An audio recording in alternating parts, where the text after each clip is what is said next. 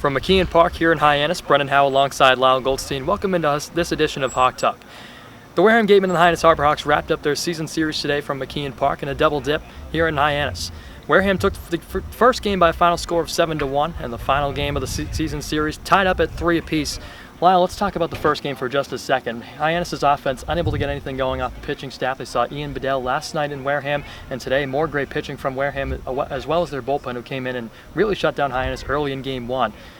Yeah, they did, and those Wareham 2 home runs in the second inning, one from Dallas Beaver to lead things off. That was an absolute nuke off the bat. I mean, that just kind of set the tone early as Wareham got their offense going early. They were a team that going into last night was struggling offensively, but now they've really started to pick it up over the last 3 games, and they kind of took it to Hyannis in game 1, just setting the tone early and letting the pitching do the rest. Wareham came into the day outscoring Hyannis by a score of 43-17, so their offense had no trouble putting up runs against Hyannis this season.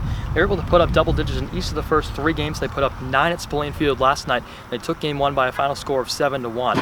Let's transition to some more fun topics in game 2, and it was a rough one for a while to start the game. Wareham was on top 3-0 off a controversial 2 RBI triple. That came later on in the ball game, and it was a ground ball past the first baseman Ian Fair down the right field line. It wound up scoring 2 and pushed the Gatemen lead out to 3. But Hyannis responded nicely up 2 back-to-back pinch hit home runs, and what an exciting one to watch. Yeah, it was. It's the first time Hyannis has gone back-to-back all summer, and 2 bats coming off the bench, 2 guys who are usual starters getting game 2 off.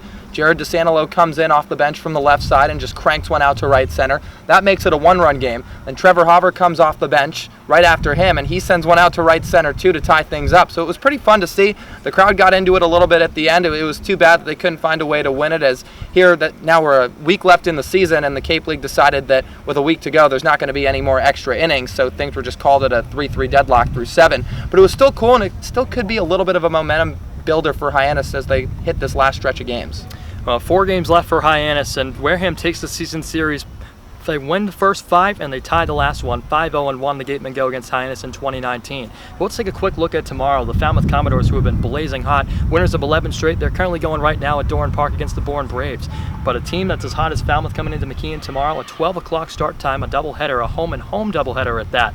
What should we look for tomorrow against the first-place Commodores? Well, I think it's for the offense to keep building off what happened today. Again, with DeSantillo and Howe putting together homers in the 6th, they can build off that for tomorrow. And they're going to have to against the Falmouth pitching staff that has so many good arms. They can score runs at will when they need to. And again, they're as hot as anybody that's been over the last decade or so on the Cape League right now with those 11 straight wins. So for a team like Hyannis that's still looking for a few wins to end the season, they're going to have to get those bats going early.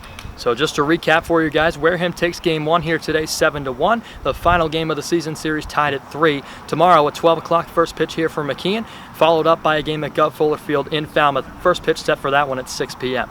But for now, here from McKeon Park in Hyannis, alongside Lyle Goldstein, I'm Brendan Howe. We'll talk to you all tomorrow.